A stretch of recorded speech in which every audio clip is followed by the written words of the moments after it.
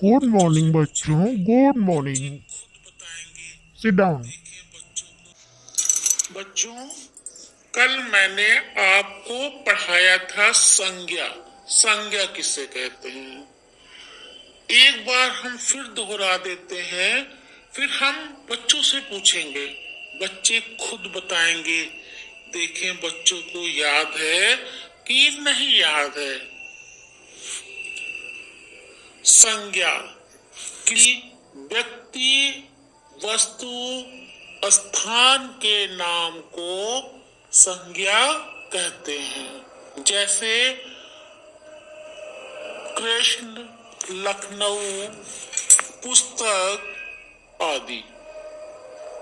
यहाँ पर राम और कृष्ण जो है वो प्राणी है, लखनऊ एक नगर का नाम है, पुस्तक एक वस्तु का नाम है। अतः यहाँ पर शब्द शब्द सभी शब्द जो है ये संज्ञा है। इसका मतलब किसी वस्तु, व्यक्ति, प्राणी, स्थान अथवा भाव के नाम को संज्ञा कहते हैं।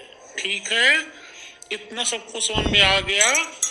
किसी व्यक्ति, वस्तु, स्थान, प्राणी अथवा भाव के नाम को संज्ञा कहते हैं। ठीक, समझ में आ गया कि किसी व्यक्ति, वस्तु, स्थान के नाम को संज्ञा कहते हैं। अब संज्ञा के कितने भेद होते हैं?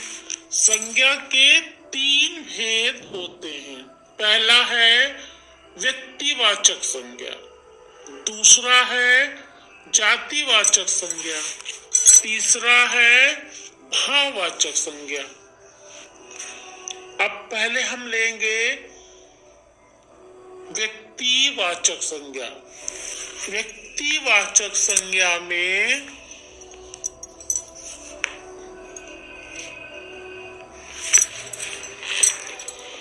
जिस शब्द से किसी विशेष वस्तु, व्यक्ति या स्थान का बोध हो उसे व्यक्तिवाचक संज्ञा कहते हैं। जैसे ताजमहल आगरा में स्थित है, ताजमहल तो एक ही है, तो वो हो गया व्यक्तिवाचक। तुलसीदास ने रामचरितमानस की रचना की, तो तुलसीदास भी एक है, रामचरितमानस भी एक है, तो यहाँ पर तुलसीदास और रामचरितमानस जो है वो व्यक्तिवाचक संज्ञा हो गए। दूसरा है जातिवाचक संज्ञा। जातिवाचक संज्ञा में जिस शब्द से एक जाति की सभी वस्तुओं, प्राणियों, व्यक्तियों या स्थानों का बोध हो उसे जातिवाचक संज्ञा कहते हैं। जैसे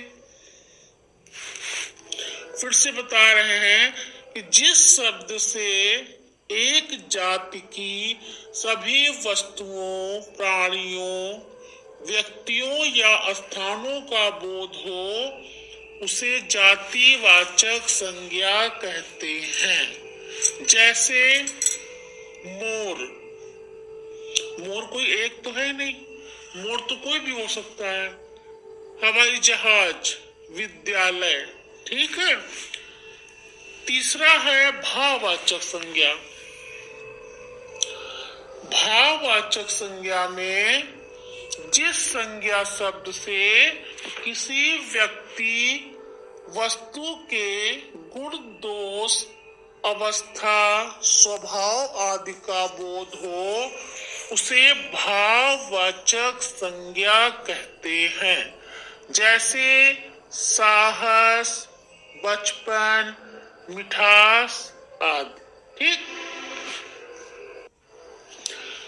अच्छा बच्चों, अब हम आपसे प्रश्न पूछेंगे, अब आप लोग जवाब दीजिएगा। पहला प्रश्न है, संज्ञा किसे कहते हैं? संज्ञा किसे कहते हैं?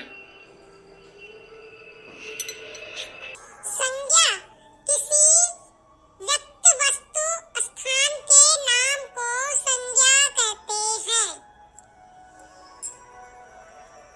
जैसे व्यक्ति, प्राणी, वस्तु, रमेश आदि। दूसरा प्रश्न है, संज्ञा के कितने भेद होते हैं? संज्ञा के कितने भेद होते हैं?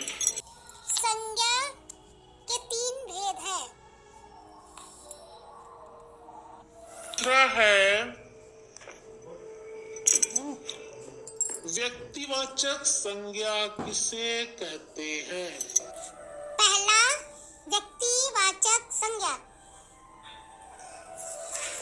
जिस शब्द से किसी विशेष वस्तु, व्यक्ति या स्थान का बोध हो उसे व्यक्तिवाचक संज्ञा कहते हैं। जैसे दिल्ली, लाल किला, लाल बहादुर शास्त्री। चौथा है, जातिवाचक संज्ञा किसे कहते हैं?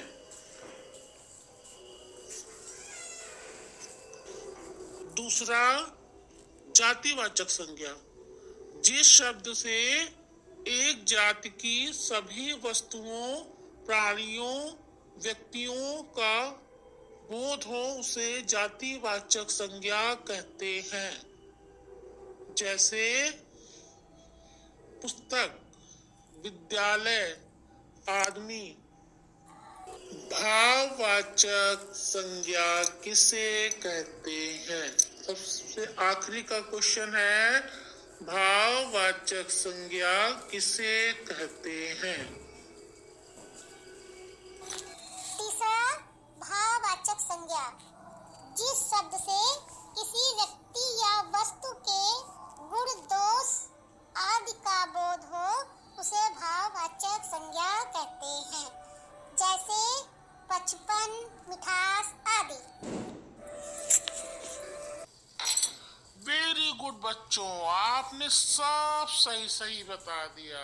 इसका मतलब आप लोग घर में पढ़ते हो और जो बात हम समझाते हैं उसको ठीक से समझते हो। Very good.